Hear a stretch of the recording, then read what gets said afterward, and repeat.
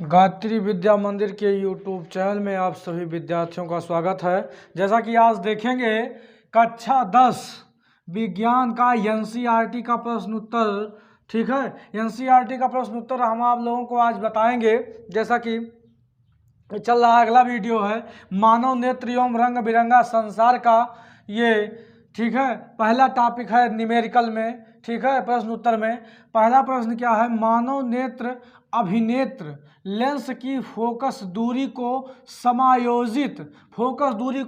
समायोजित करके विभिन्न दूरियों पर रखी वस्तुओं को फोकसित कर सकता है। ऐसा हो पाने का कारण है किसके कारण होता है?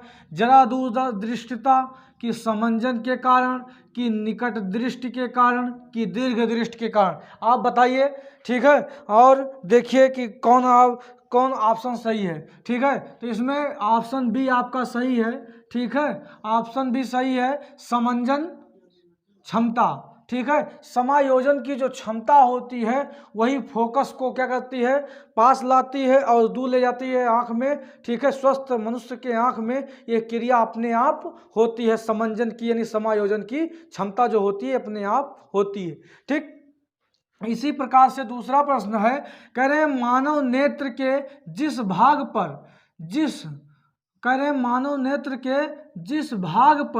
प्रतिबिंब बनता है, जिस भाग पर, ठीक है, कह रहे हैं जिस भाग पर प्रतिबिंब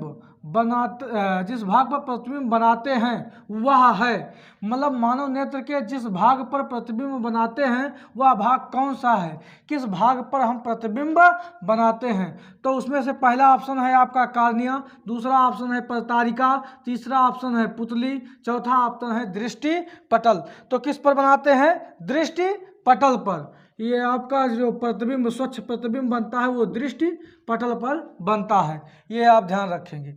अगला प्रश्न आता है आपका प्रश्न नंबर 3, क्या है, सामान्य दृष्टि के लिए वयस्क, ठीक है, सामान्य दृष्टि के वयस्क के लिए सुस्पष्ट दर्शन यानी अल्पतम दूरी, सुस्पष्ट दर्शन की अल्पतम दूरी होती है लगभग कितना? स्पष्ट दृष्टि की, जिसको कहते हैं स्पष्ट दृष्टि की न्यूनतम दूरी।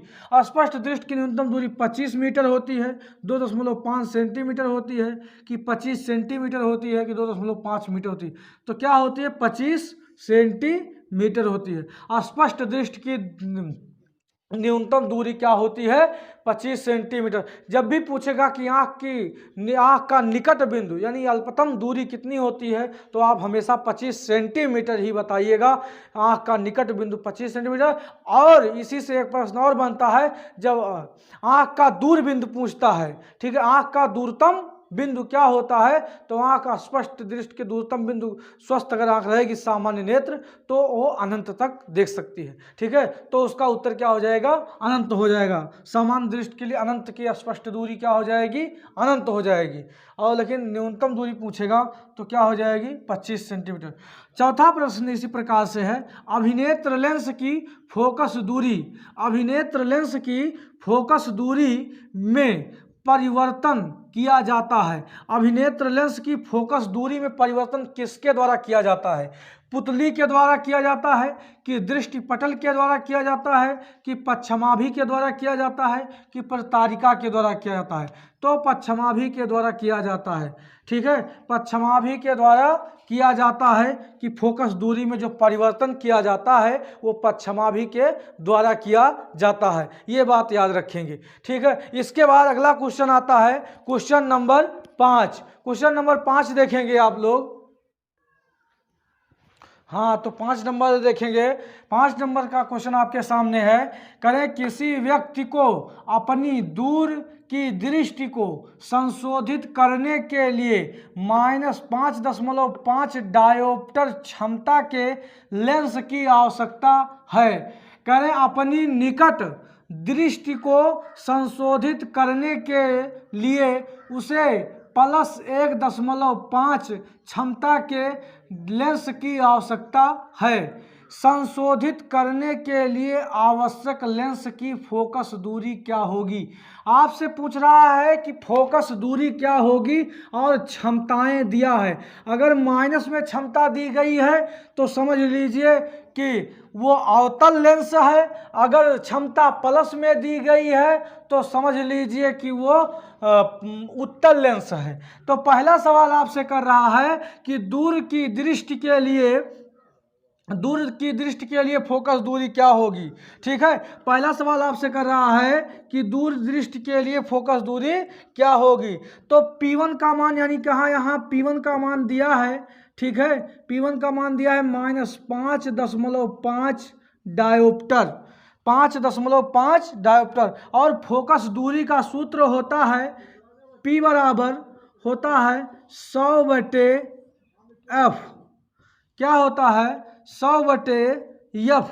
इसका मान क्या होता है सेंटीमीटर में। इसका मान कितने होता है सेंटीमीटर में, यानी f बराबर, ठीक है, ये होता है P बराबर 1/f। 1/f होता है ऐसे मीटर में इसका सूत्र होता है। अगर इसको हम f बराबर कहें तो 1/P कह सकते हैं, लेकिन मीटर में रहेगा। अगर इसको हम सेंटीमीटर में बनाते हैं, सेंटीमीटर में, तो 100/P1 हो जाएगा। और f बराबर क्या हो जाएगा 100/P1 का मान कितना दिया गया है -5.5 डायोप्टर। ठीक है, तो ये f का मान फोकस दूरी निकलेगी सेंटीमीटर में निकलेगी। तो f का मान, इसको भाग देंगे 5.5 से, यानी भाग देंगे इसको, तो माइनस क्या आएगा, दशमलव लगाएंगे, यहाँ बढ़ाएंगे, 55 से भाग देंगे तो एक बार जाएगा। और फिर 55 से फिर बचा कितना 45, 450 हो जाएगा। 450 में 55 से भाग लगाएंगे 8000 जाएगा, 8 हो जाएगा। ठीक है, 8 बार जाएगा तो कितना हो जाएगा 8×5, यानी 450 बचेगा। 450 में से फिर जब 8 बार पहाड़ा पढ़ेंगे 55 का तो 440 आएगा। यहाँ फिर कितना बचेगा 10 बचेगा। ठीक है, तो 10 बचेगा, फिर उतारेंगे तो 100 हो, दशमलव उतारेंगे 100 हो जाएगा, फिर एक बार जाएगा। यानी f का मान कितना आ गया -18.1 सेंटीमीटर। ये आएगी फोकस दूरी।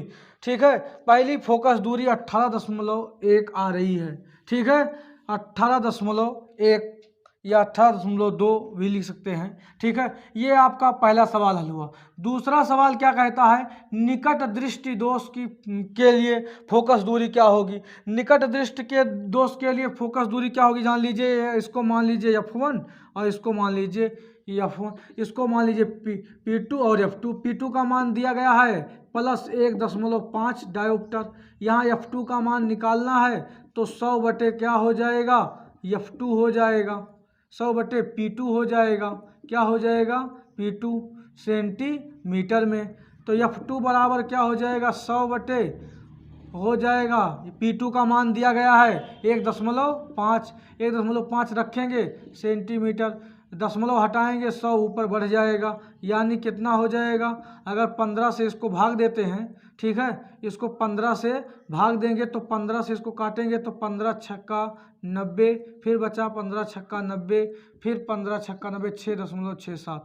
यानी f2 का मान आ गया, ठीक है, f2 का मान आ गया 66.67 सेंटीमीटर।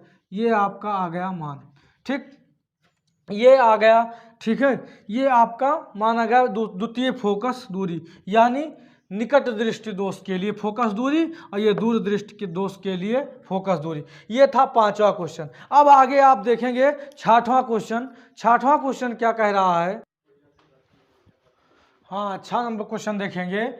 कह रहे हैं किसी निकट दृष्टि दोष से पीड़ित व्यक्ति का दूर बिंदु नेत्र के सामने 80 सेंटीमीटर दूर पर है। इस दोष को संशोधित करने के लिए आवश्यक लेंस की प्रकृति तथा क्षमता क्या होगी।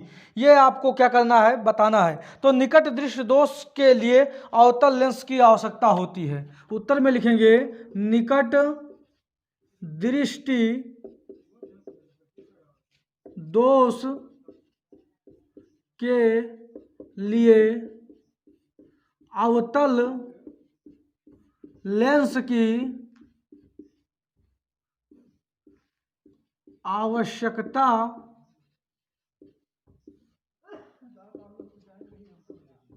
होती है, आवश्यकता होती है। कह रहे हैं जो अनंत से आती हुई किरणों को, जो अनंत से, जो अनंत से आती हुई किरणों को, जो अनंत से आती हुई किरणों को इस प्रकार अपसरित करे कि, इस प्रकार अपसरित करे कि, अपसरित करे कि वह 80 सेंटीमीटर दूर बिंदु से आती हुई प्रतीत हों, कि वह 80 सेंटीमीटर दूर, 80 सेंटीमीटर दूर से आती हुई प्रतीत हों। ये उसका आंसर रहा। ठीक है, अब क्या करेंगे, इसको हल करेंगे। ठीक है, इसमें u का मान क्या होता है, u बराबर u का है माइनस u, हमेशा क्या ले जाता है, जैसे कि आपको हमने प्रकाश के परावर्तन और अपवर्तन में बताया था सूत्र, लेंस के सूत्र बताया, आपको लेंस का सूत्र बताया था। u का मान हमेशा क्या होता है, माइनस, हमें अनंत से आती हुई प्रतीत होनी चाहिए। ठीक है, और हमको प्रतिबिंब हमारा कहाँ बनना चाहिए, हमारा प्रतिबिंब बनना चाहिए -80 सेंटीमीटर। ठीक है, ये माइनस अनंत होता है।